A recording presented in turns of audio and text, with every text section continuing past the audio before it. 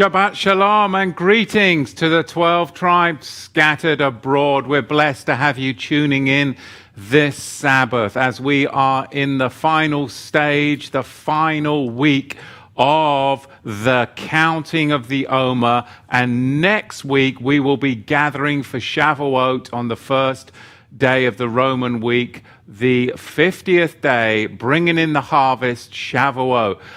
In the chat, we'll see if we can get that link up for you.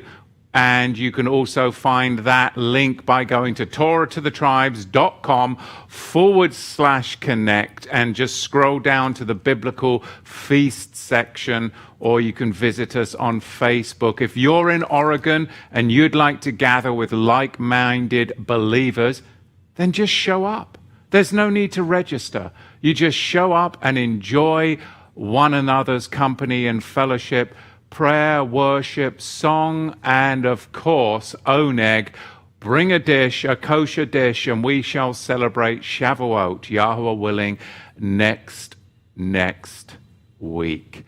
This week's Torah portion is Behar, coming to us from Vayikra, Leviticus chapter 25, on the Mount. It's an ascent. It's an ascent. And when I was in my 20s, I was an avid mountaineer, an avid rock climber. And I love to go up into the mountains, to the Cascades around here and climb Mount Rainier, all of the peaks around here. I've climbed them all. And it was absolutely thrilling. And I mean alpine climbing with ropes and crampons and ice screws. And I would do the treacherous routes and take great risks. And what I came to discover oftentimes is the feeling of just being overwhelmed at the task that was in front of me. The cardio task, the thrilling task, the being gone for days. Sometimes I'd be gone for 10 days to climb a mountain.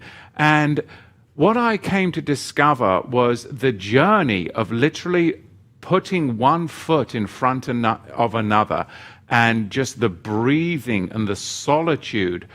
And really now I equate that, of course, learning to this week's Torah portion, Behar. Because it is just a journey, each and every day, one step in front of another. Keep breathing, and don't be distracted by what seems to be a magnitude or a massive colossal force in front of you. If you just keep each and every day taking that next step of faith,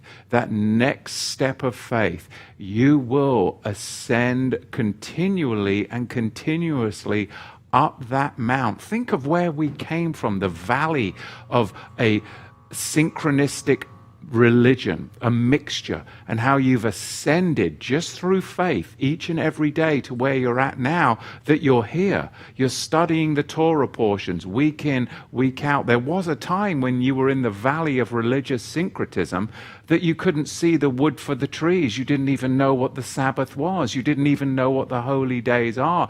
Think how far you've come.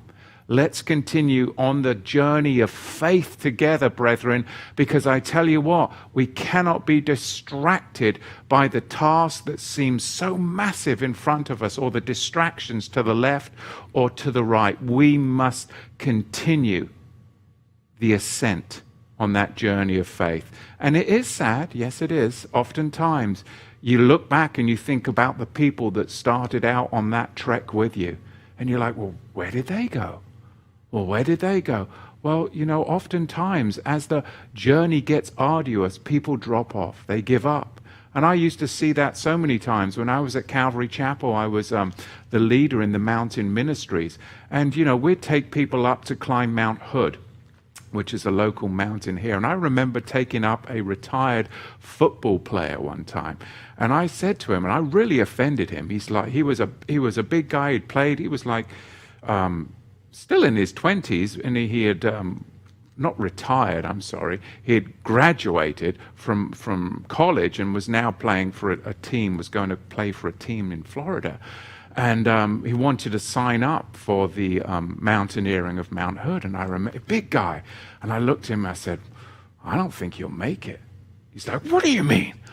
I said, well, you're a big guy. He's like, what? I'm super fit. I'm super strong. What do you mean I'm not going to make it? I said, well, it's just physics. I said, you've got to carry all of that up the mountain. I said, I don't think you're going to make it. He didn't make it. Many people didn't make it who thought they were super strong. They had all this muscle and because they didn't have the endurance. It's about endurance. It's the faith that we have, the endurance of the saints. So there's many, many things that I relate to my faith from those days that I brought with me. And quite honestly, Yahweh used mountaineering in my life to help me get over the fear of death and to help me get over many fears that I had. And it really was a great time in my life, in my 20s, where I really grew in my faith through alpine adventures. So this week's Torah portion, I've reflected upon that this week as I've been studying it. But let's delve into the text together before I beleaguer the point. And we'll jump right into Vayikra, Leviticus chapter 25 and verse 1. And Yahweh spake unto Moshe in Mount Sinai, or HAR Sinai, saying, Speak unto the children of Israel, and say unto them, When ye come into the land which I give you, then shall the land keep a Sabbath unto Yahweh. 6 years thou shalt sow thy field, and the 6 years thou shalt prune thy vineyard, and gather in the fruit thereof. But in the 7th year shall be a Sabbath day of rest unto the land, a Sabbath for Yahweh. Thou shalt neither sow thy field, nor prune thy vineyard. That which groweth of its own accord of thy harvest thou shalt not reap, neither gather the grapes of thy vine undressed, for it is a year of rest unto the land. Interesting there, if you look in the Hebrew, the undressed vine, that's akin to, of course, the Nazarite. The Nazarite is the undressed vine, right? Lets the hair grow and, of course, abstains from the vine. Same word. Verse 6, And the Sabbath of the land shall be meat for you, for thee, and for thy servant, and for thy maid, and for thy hired servant, and for the stranger that sojourneth with thee, and for thy cattle, and for thy beasts that are in thy land, shall all the increase thereof be meat. And thou shalt number 7 Sabbaths of years unto thee, 7 times 7 years, and the space of 7 Sabbaths of years shall be unto thee 49 years. Then shalt thou cause the shofar, or the trumpet of the Yovel, the Jubillee, to sound on the 10th day of the 7th month. In the day of Kepporah, atonement, shall ye make the shofar sound, the trumpet sound throughout all your land.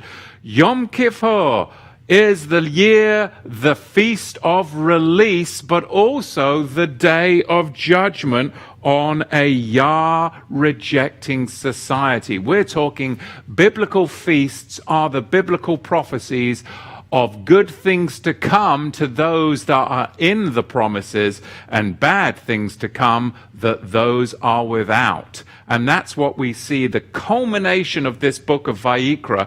You get the good things to come, the blessings of those that are in the camp, but also the bad things to come, the curses of those that are without. And that's how the climatic entrance or exit, the summit, the pinnacle of Behar, of course, is Vayikra, chapter 26.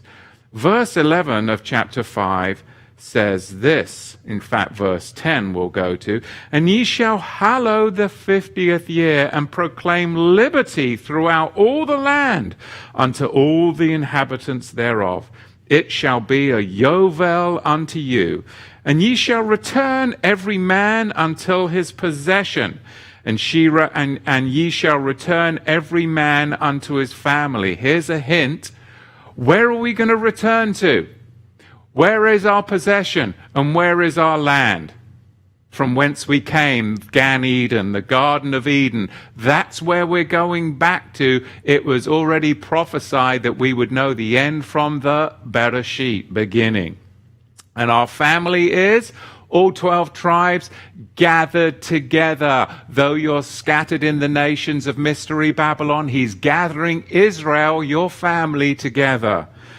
A Jubilee, or a Yovel, I'm combining my English and Hebrew there, a Jubilee, that's a new one, isn't it? Leviticus chapter 25, verse 11. A Yovel, or Jubilee, shall that 50th year be unto you. You shall not sow, neither reap that which groweth of itself in it, nor gather the grapes in it of thy vine undressed, the Nazarite, for it is a Yovel Jubilee. It shall be holy unto you, and ye shall eat the increase thereof out of the field. In the year of this Yovel Jubilee ye shall return every man until his possession. And if thou sell aught unto thy neighbor, or buyest aught of thy neighbor's hand, ye shall not oppress one another. Verse 15. According to the number of years after the Yovel Jubilee, thou shalt buy of thy neighbor, and according unto the number of the years of the fruits, he shall sell unto thee. According to the multitude of years, thou shalt increase the price thereof, and according to the fewness of years, thou shalt diminish the price of it. For according to the number of years of the fruits doth he sell unto thee. Ye shall not therefore oppress one another, but you shall fear Yahweh your Elohim, for I am Yahweh your Elohim. Amen. What a powerful introduction of the scripture. This, of course, we have the Shemitta year, we have the Yovel, we have the release of captives, and the return to your possession and to your family. This is the feast of Yahweh. This is prophecy in motion. There's so much to unpack. Now, the Shemitta, of course, is a land ordinance to give the land rest. But it's not something that would be applied outside the land in the dispersion where we are right now. Of course, farmers would look at that and go, well, hang on a minute, crop rotation, that's a good idea. Letting the land lie fallow, that's surely a sensible idea. Yes, it is. Yet the religious context is lost when you're scattered out into the nations. But if you do live in the land, then this would be something that you would implement. Now, our half-Torah portion, we see that the prophet Jeremiah, he knew that the Babylonians were coming. The Babylonians were coming, and they were going to take the land. They were going to take the land. Therefore, he wanted to know, well, what possible use could there be in buying land that is about to be given to another nation? So where you and I are currently is the results prophetically of what happened when Nebuchadnezzar came in. Because currently, did you pay your taxes on your land last year? Did you pay land tax? What does that tell you? That tells you that you are not the rightful owner. If you paid land tax, a city tax, or any tax on your land, that's telling you it's still in the hands of Nebuchadnezzar, does it not? Because you, brethren, are afloat in mystery Babylon if you're still partaking of that. And of course, the Jeremiah the prophet knew that was coming, so he was like, well, what would be the point in buying land that's about to be given to another nation? So many of us, because we've grown up in mystery Babylon, we think it's normal. Well, okay, you've got to pay your taxes on your land. Well, it's only normal if you're in Babylon. It's not normal if you're an Israelite. Because it belongs to Yahweh, it doesn't belong to mystery Babylon.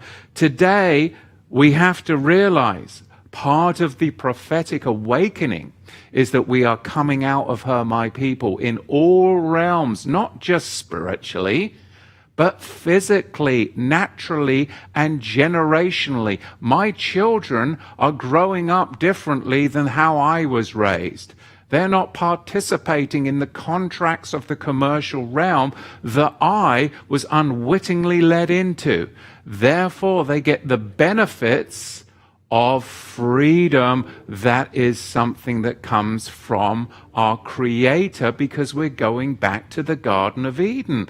We're not supposed to be going back to Mystery Babylon unless you want to be part of the end time curses.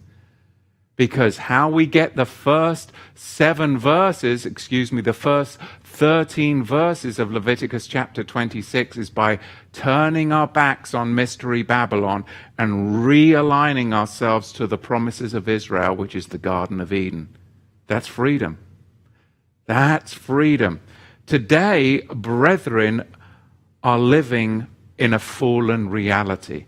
And unless you question that fallen reality, you'll be ever entangled by its thickets and thorns. Its thickets and thorns. If a man truly owned land, he would have land and water and air rights. But he doesn't. That would be called allodial title. He wouldn't be paying property taxes. Property taxes are prima facie evidence that man is still a tenant, a resident of Mystery Babylon. And each year that you do that, you're presenting more evidence that you're a tenant, a slave to a system that you cannot break free of. Yahweh owns the land of Israel, and Yahweh owns me. Therefore, he has the right to everything, and no man has the right to sell any portion of me or where I stand unless I decide to turn my back on the promises and commercially contract with Mystery Babylon. And she will always try to recontract with you when you turn your back. She will always make you a new offer. She will always try and re-engage you in commerce, because that is how she exists. And everything is a choice. Everything's a choice. Nobody makes you do anything, and nobody makes me do anything. It's all a choice, brethren.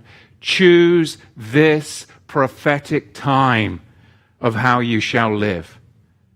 And it will all cost. It will all cost. The connection between the land and a Hebrew slave is that both may be redeemed at the Yovel, the Jubilee. We're all slaves to somebody. I would rather be a slave to Yahweh and free than a slave to commercial Mystery Babylon. I believe we are, brethren, coming into the Jubilee here in Mystery Babylon, in which we do live. We're in the world, Mystery Babylon, but we're not to be of her, because we're to be realigned and re-navigated to the kingdom that is about to come. We're to go back to our possession, the Garden of Eden, and we're to go back to our people, Israel. Land, redemption, and property. Really, the heart of this portion is what Yahushua was always communicating throughout the Brit Hadashah. Case in point would be Luke chapter 6, verse 38. Turn with me, if you will, because Luke chapter 6, verse 38 takes this whole Torah portion and condenses it down into a few verses of truly what Yahweh wants to communicate to you and I. Give, and it shall be given unto you. Good measure, pressed down and shaken together and running over, shall men give into your bosom? For with the same measure that ye meet withal, it shall be measured to you again. What's the connection? The connection is between Yahweh and man. There are vertical commandments, and then there are horizontal commandments. Within the Jubilee, the Yovel, and the Shemitta year, there are vertical commandments which are found right here in this week's Torah portion. But also, where was the Jubilee spoken before? The horizontal commandments. The Jubilee was repeated. This is a repeat, I hope you realize, of Exodus chapter 23. Because in Exodus 23, you get the horizontal Jubilee between man and man, just like you do in the Ten Commandments. 5 are between man, and 5 are vertical, Yahweh and man. Leviticus chapter 26 is the Jubilee of vertical orientation between man and his Elohim. Whereas Exodus chapter 23 is the Jubilee of horizontal navigation between man and man. What do I mean? Let's turn to Exodus Shemot chapter 23, and we see the horizontal commandments. And when you take Exodus Shemot 23, and then when you take the Jubilee of Leviticus Vayikra 26, you get the full meal deal on which hangs the whole Torah and the prophets. You love Yahweh and you love your fellow man, and this is how you get released from captivity of Mystery Babylon. Shemot 23 verse 1, Thou shalt not raise a false report. Put not thine hand with the wicked to be an unrighteous witness, because those that do will find that they will be afloat in Mystery Babylon, and they will have the consequences thereof. The last few verses of this week's Torah portion, curses and death, because they never dealt rightly with their fellow man. Thou shalt not raise a false report. Put not thine hand with the wicked to be an unrighteous witness. Thou shalt not get into a riot. Thou shalt not go to some kind of protest. Thou shalt not get caught up in all of this political, absolute Babylonian nonsense. Who gives a rip? That's their system. Let them have it. Don't go to any protests. Don't be in a mob, because if you're in a mob, you will get caught up in the mob, and it's called mob rule or democracy. Democracy is mob rule. 49 people decide this, but 51 people decide that. The majority rules. That's called mob rule. That's a democracy. That is heathenism. This is supposed to be a republic, and we're supposed to be orientated to the Garden of Eden. We shouldn't be taking part in a democracy, because that is mob rule. It's absolutely Babylonian in origin. I can't stand any of it. I want no part of it. Look what it says. Neither shalt thou countenance a poor in his cause. If thou meet thine enemy's ox or his ass going astray, thou shalt surely bring it back to him again. If thou see the ass of him that hateth thee lying under his burden, and wouldest forbear to help him, thou shalt surely help him with it. Pray for your enemies. Pray for those that spitefully use you. Pray for those that make false reports about you, because in so doing so you shall heap burning coals upon their head, and your heart will be liberated, your soul will be liberated, and you'll be free to live a beneficial life and free from the curses of what that person that is doing such wickedness shall ensnare themselves. Ask me. I know I've lived a life of false accusations and people accusing me, and it's become so normal in my life that it's like I'm like an oily duck.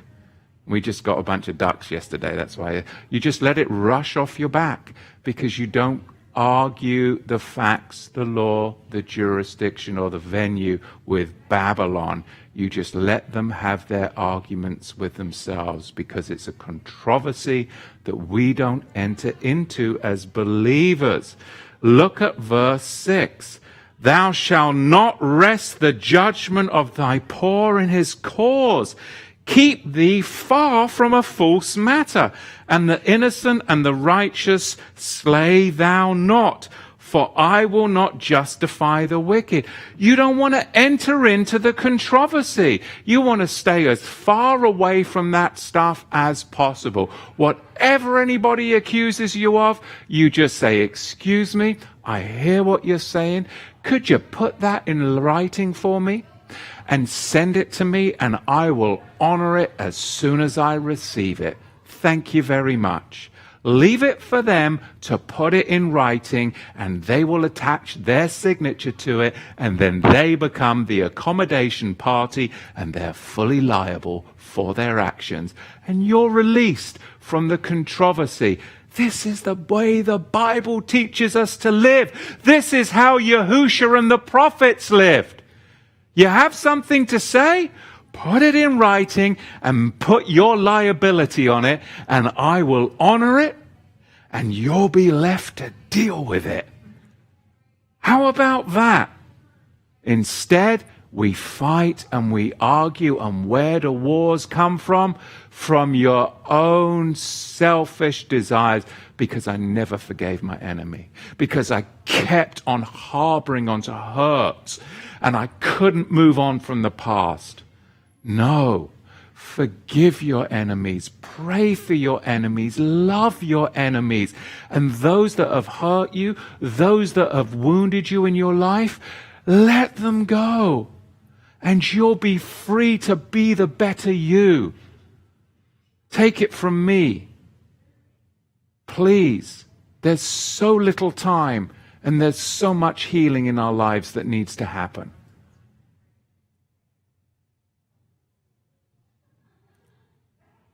Verse 28, or verse 8 even, of chapter 23.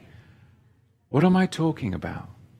I'm talking about the Jubilee of horizontal commandments in Exodus chapter 23. Man and man. Because so many times people want to hyper-spiritualize their walk, and they're neglecting the first duties, which are the difficult duties. The duties of you and me, of everybody I bump into, and all the chaos that bumps into me. Oh, it's easy just to hyper-spiritualize everything, and oh yes, and well, that's just relationship between vertically. Well, that's a private affair. It's my own personal Jesus. That's all that we were ever taught in syncretisms down in the valley, wasn't it? It was just a vertical relationship. Oh, it's just between me and Jesus. Well, hang on a minute. That's a counterfeit, because the Bible teaches otherwise. First, you put your sacrifice down before you deal with the vertical relationship. And you go deal with the horizontal that's the difficult. That's to really see if you're worthy of bringing a sacrifice. Or is it just a bunch of religious lip service? Because anybody can go to church on Sunday and sing hymns. Anybody can read the book of John. And anybody can pretend that they're a believer.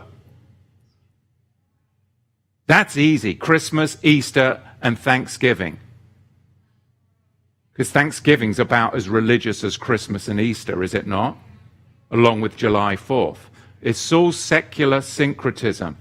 But once you ascend out of the miry clay and you begin the mountain, then you start to realize that it's not just about you and your own personal Jesus.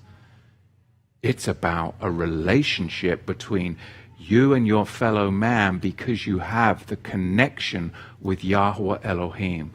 And on this hangs the whole of the Torah. The prophets, all of the commandments hang on these things. Verse 8 of chapter 23, and thou shalt take no gift, for the gift bindeth the wise and perverteth the words of the righteous. Don't take benefits and privileges from Mystery Babylon.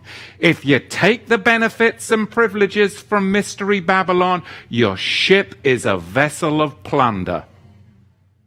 Oh, but you want all the Mystery Babylon benefits and privileges, right? You want the 401k, you want the Social Security, you want all of the tax credits for the children, you want all of that nonsense, and then you're going to complain when they come knocking at your door.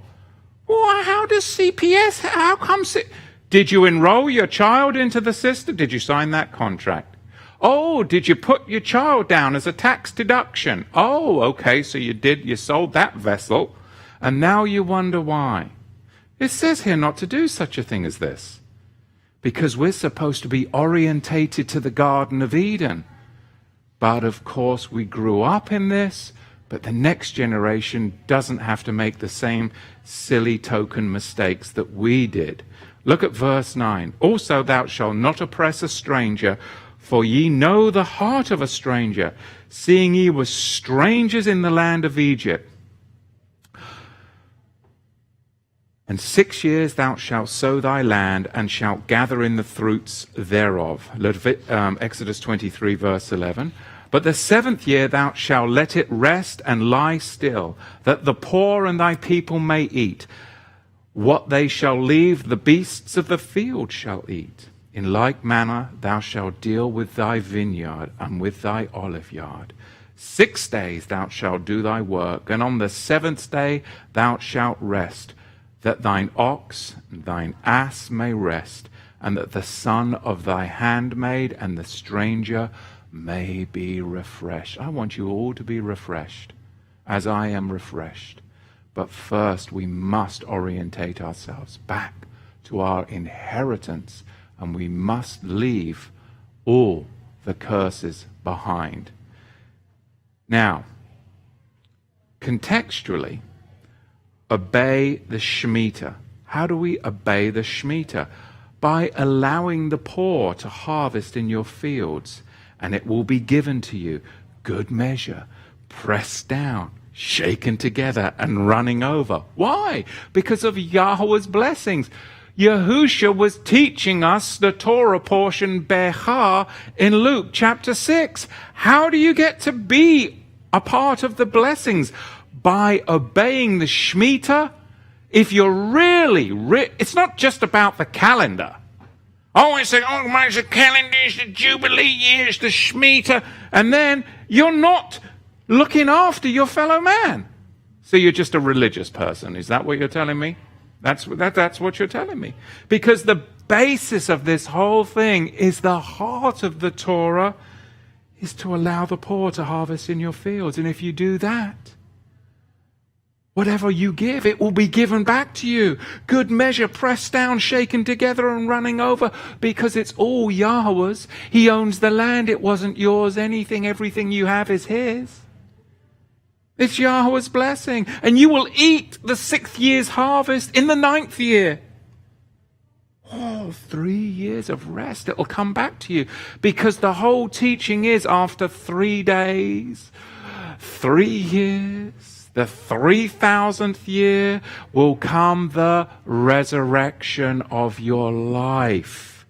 You will eat the 6th year's harvest in the 9th year. This is what Yahusha is teaching. Torah portion Behar right there in Luke chapter 6 verse 38. He's condensing down the true essence of the Yovel and the Shemitta year. The heart of the matter, brethren, has always been the relationship between man and his fellow man. This is the exact context within which the instructions of the Shemitta are presented in Exodus chapter 23, the horizontal level of commandments. Whereas in Leviticus chapter 26, we get the vertical element of the commandments pertaining to the Shemitta and the Jubilee, meaning it's expanded. Behar, in essence, brings forth the shadow of resurrection, shadows of a renewed life, all as a result of deliverance from impending death. Think about your life. Think about my life. Everything good that has happened in it is all because I have been delivered, because you have been delivered from an impending death. The land dries out and becomes barren. The weeds and the thistles come in after the curse, after the fall in the Garden of Eden. There were no thorns and thistles and thickets before the fall. And then the first things that grow after the fall are the thorns and the thickets, because it's death. But we are delivered, we are redeemed. There is redemption, Shemitta and Jubilee. And then from that forth comes an abundant harvest. Pressed down. I'm the only one getting this.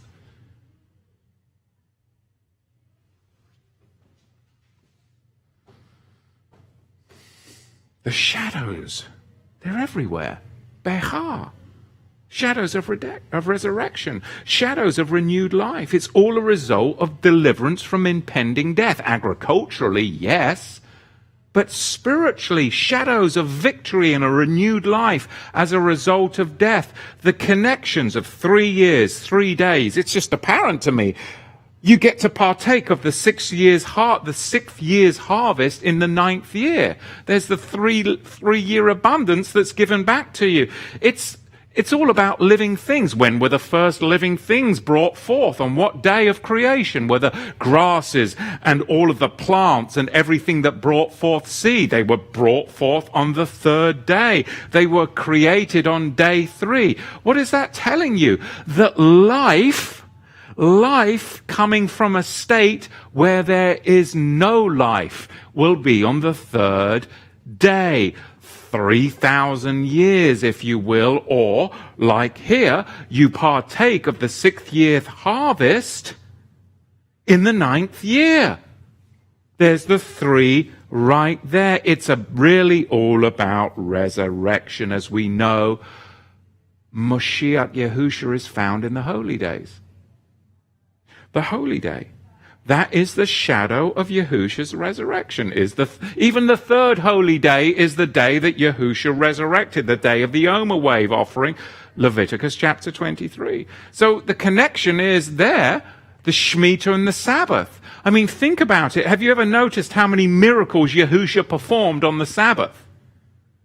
It's like he intentionally did it. I mean, when you ponder how many times the scriptures make mention of the Shabbat when Yahusha healed.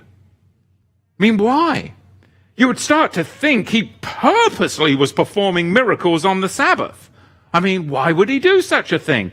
To point to the Shemitah year, to point to redemption, to point to resurrection, and to say, Pharisees, it's not all about your vertical, personal, religious relationship with God. Because you become so religious that you forgot your fellow man and the horizontal commandments. And if the man needs to be delivered from death or from a crippling disease where thickets and thorns have taken over his body, then why wouldn't I do that on the Sabbath? Isn't it good to do things on the Sabbath? The Shemitah in Leviticus 25 is all about our duty to Yahweh. Because Yahweh is the true owner of the land. The presentation of Shemitta earlier, this is what I'm trying to communicate. I hope I'm communicating it clearly. The presentation of Shemitta earlier in Shemot 23 focuses on our duty to our fellow man. But taken together, Leviticus 25, Exodus 23, these 2 passages teaches us to love Yahweh by obeying his words, and to love our fellow man, especially the poor, by treating him as we would want to be treated. So, then Yahusha comes along, and he takes Exodus chapter 23, and he takes Leviticus chapter 26, and he just communicates it in 2 verses. And look, I've been banging on for 20 minutes, and he just takes everything that I'm trying to communicate, and he boils it down in Matthew 22, verse 37, and says thus, Thou shalt love Yahweh thy Elohim with all thy heart, and with all thy soul, and with all my mind. This is the first and greatest commandment. And the second is like unto this, that thou shalt love thy neighbor as thyself. On these two commands of the Shemitta, Exodus 23 and Leviticus 26, hangs the whole Torah and the prophets. It's the Shemitta connection. Man in relationship to the Shemitta, and Yahweh in the relation to the Shemitta and his creation. And upon this, if you follow those two, you're going to do exceedingly well. So the Jubilee, the Yovel, it occurs every how many years? Anybody? Every 50 years. It's interesting that Yahusha came 50 generations after Shem, Noah's grandson, isn't it? 50 generations after Shem comes Yahusha, meaning that he would come again at a 50 generation. At a generation. We're not to be counting in years. And that's where all the calendar buffs get it wrong. It's about the generations. Look at the generations, brethren, not the years. It's not about the year. That's why I'm banging on about my next generation. Get them out of Mystery Babylon. Stop engaging in those commercial contracts. It's a generational shift, because that generation, they're headed back home. There's a lost generation out there. There's 7 generations. 7 generations in Scripture. Number 1, there's a generation of vipers. Number 2, there's the wicked and adulterous generation. Number 3, there's the judgment generation. Number 4, there's a faithless and perverse generation. Number 5, there's the requiem of blood generation. Number 6, there's the rejected generation. And number 7, brethren, if you have ears to hear and eyes to see, there is the chosen generation, a royal priesthood, a holy nation, a peculiar bunch of weirdo people, that ye should show forth the praises of him who hath called you out of mystery Babylon into his marvelous light. That's the Jubilee generation, of which I am, and you are too. But you can't double dip, because he'll spew you out. You can't live in the public and in the private.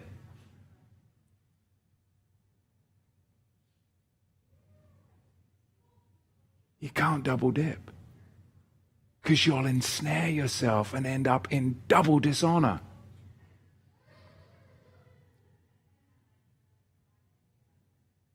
In Leviticus chapter 26, verse 1, in verse 3, Leviticus chapter 26 and verse 3, if you look in the Hebrew, the beginning of verse 3 begins with an aleph, the Hebrew letter aleph. And the end of verse 13, the Hebrew letter tav. Because bookend between the aleph and tav are the 7 I wills of Yahweh. The fulfillment of the 7 I wills from the covenant of promise of Genesis chapter 12. So in Genesis chapter 12, Yahweh speaks to Abraham and he gives him 7 I wills. Abraham, this is a unconditional promise. This is the covenant of promise. It's unconditional, and here's the 7 I wills. Right here is the fulfillment of that. And it's all bookended in Yahusha, the Aleph Tav, the 7 I wills of blessings when you are that 7th generation.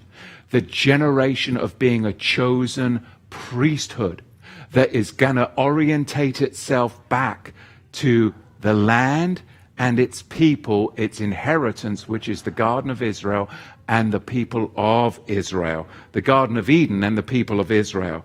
Right here in Leviticus chapter 26, verse 3 through 13 are the Aleph Tav bookend I will promises that are the bookend blessings that are the fulfillment of the 7 I will promises of Genesis 12. But if you don't do it, if you mix and match, if you pick a mix, which is syncretism, just like the church, oh, I love Jesus, oh, scrap the Sabbath, oh, I love Jesus, oh, yes, it's all about holiness, oh, you can't wear a skirt above the knees, oh, let's eat a pig. Pick and mix. I mean, if you pick and mix, he's going to spew you out. It's religious make-up syncretism. We're not supposed to pick and mix. The church, I'm sorry to be passionate, it was a big pick and mix, wasn't it? Well, I like that commandment. You like, oh, yes, that's a good commandment. Let's put that one in. That one's good for our denomination, isn't it? The Methodists, oh, they're crazy. Oh, my goodness. The Jehovah Witnesses, they're crazy. But no, we've got it right because, oh, that's a good commandment too, isn't it? Let's pick that one. Oh, the Sabbath. Oh, no, we don't want to do the Sabbath. Oh, kosher. Oh, no, we're not going to do that. Yeah, chuck that one out of the pick and mix. We don't want to pick that one. It's all the same. It's syncretism. And you'll end up being spewed out because Mystery Babylon is a pick and mix. The Garden of Eden is not. It's kadosh. It's holy. Israel is not. We're peculiar, yes, but we are a holy, holy nation. Jubilee is the time of our redemption and freedom. He comes to set us free from our bondage to sin. He comes to set us free from sickness. He comes to set us free from disease. He comes to set us free from poverty. I believe, brethren, that we are fast approaching that 1,000-year Jubilee of rest. We can't now finish this Torah portion without me giving you a little bit of 9/11 conspiracy, can we? I mean, we just can't. I mean, I've been so good, but I just feel like I've got to give you a little bit of conspiracy. Will you abide with me just a little longer? Now, chew on this if you like to venture down the rabbit hole with Alice once in a while, which of course I do. Think about this in regard to the Jubilees and the apocalypse and a conspiracy of 9/11 proportions. Now, the World Trade Center, they came up with a stupid idea in 1945. Now, they decided to break the ground of the land in 1966. Then they actually opened up the Twin Towers in 1973. Now, the alleged terrorists that bombed the North Tower, well, that was in 1993. Then both towers were destroyed, and we won't get into how that happened, in September 2001. Then the new tower, One World Trade Center or the Freedom Tower, well, they decided to cut the ribbon on that and open that in 2015.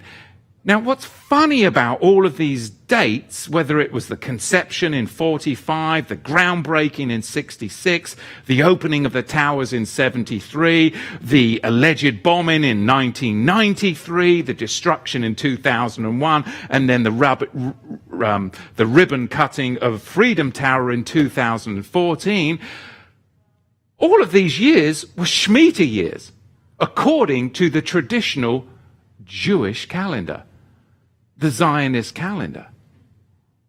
Can anyone say dancing Israelis? I mean, can anyone?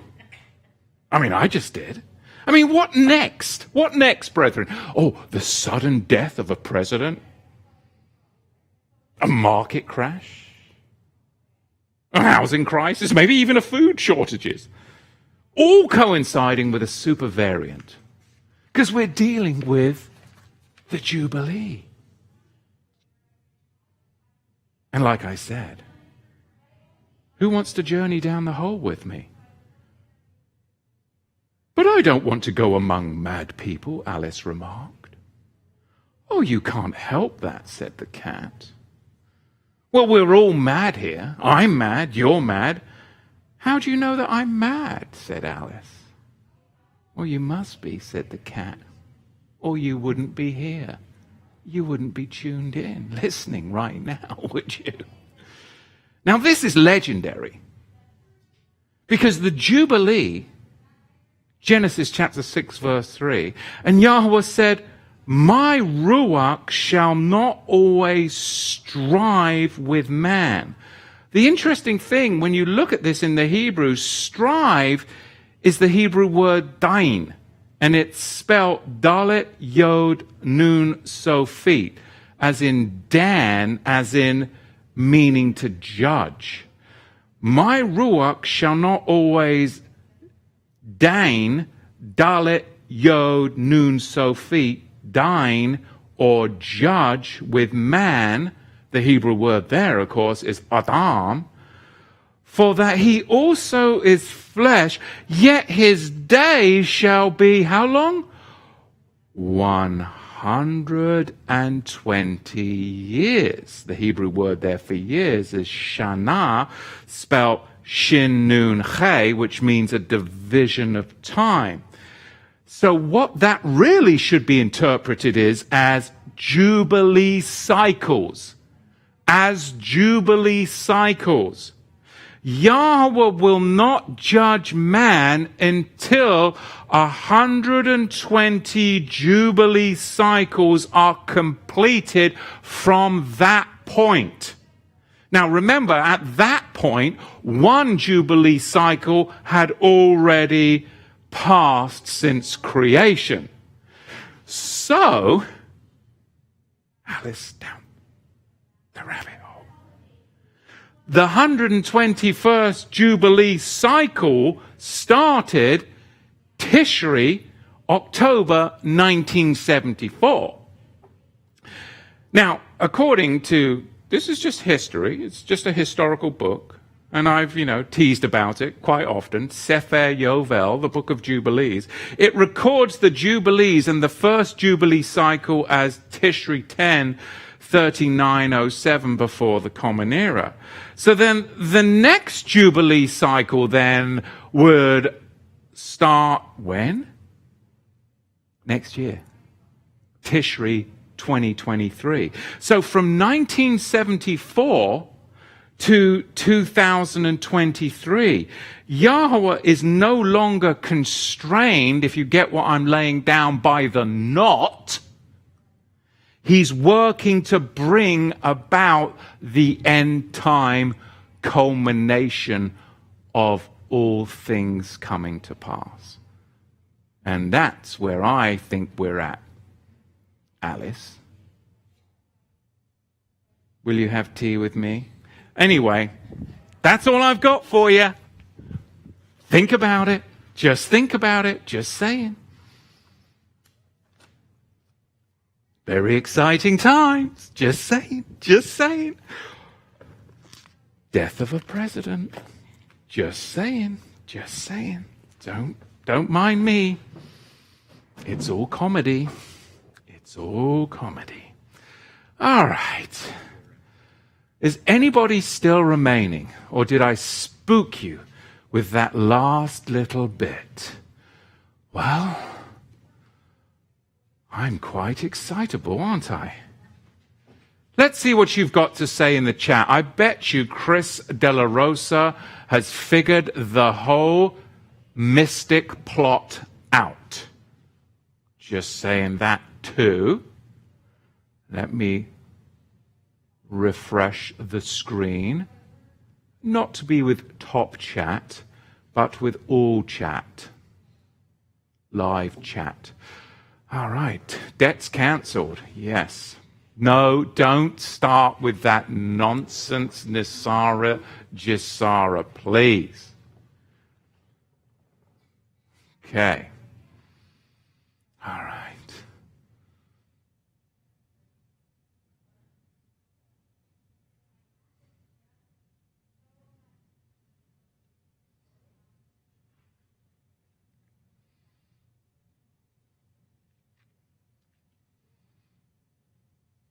Living well with living food, says at Matthew, dancing with wolves. Dancing Israelis. Noble Viking knows what I'm talking about, don't you, Noble Viking, obviously. Shabbat Shalom, Carlos Guzman. And Shabbat Shalom, Giant Killer up there in Snohomish. And Shabbat Shalom, Emissary of Elohim. Emissary of Elohim, I think, has a clue of what I'm talking about too. All right, let's see. The Libby Tube, Shabbat Shalom. She agrees with you, Mickey, whatever you said.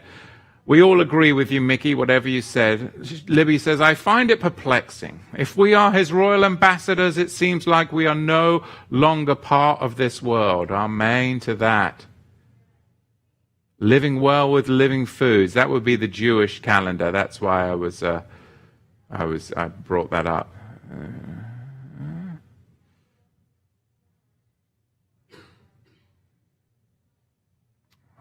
If you want to grab my attention, you can always redline me. Oh, there you go.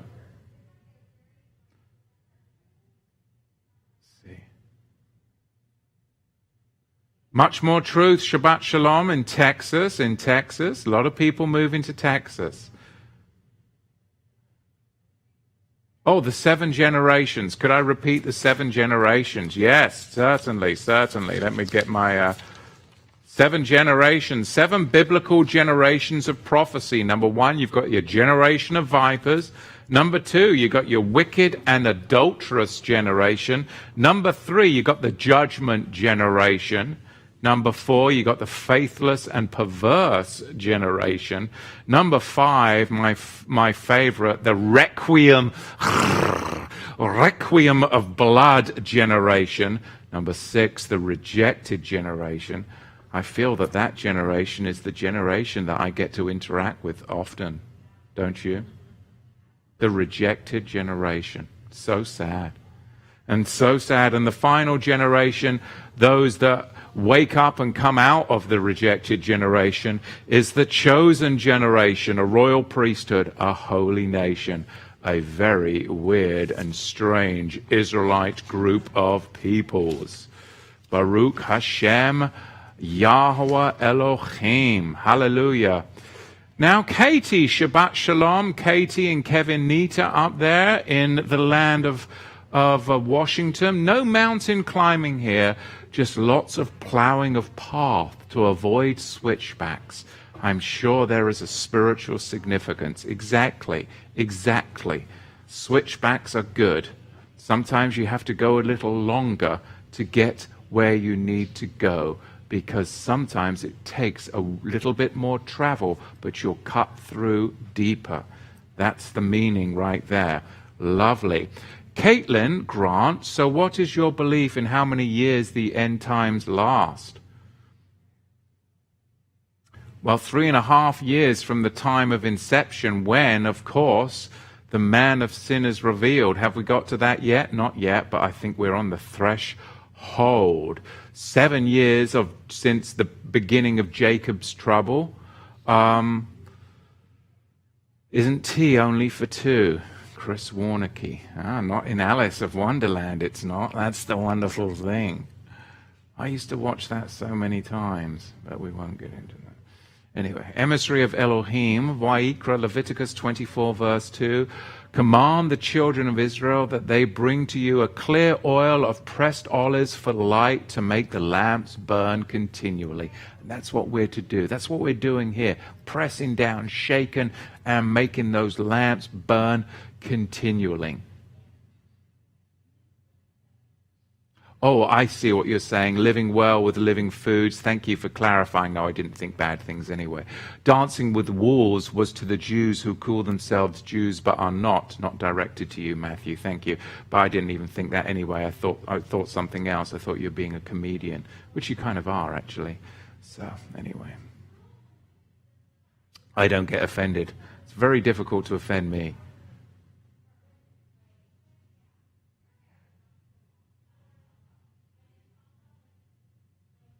Oh, here's a good one from Brad. Shabbat fellowship. The reprobate Bukowski said, endurance is more important than truth.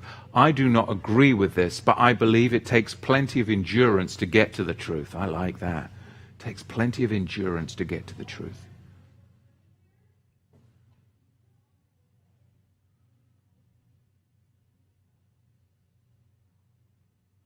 Oh my goodness, very interesting. Christy says, Ari, death of a prayers. I had a dream Trump suffered a heart attack and his son Don Jr. was shot. There you go. That's a very... Christy.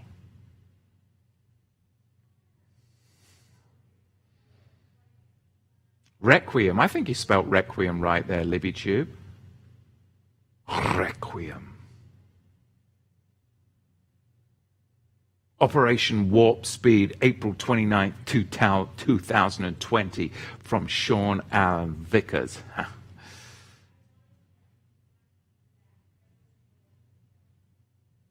Giant Killen talking about Chris De La Rosa and his weapons again. Yep. Guys feeding off one another. Love it. Super funny.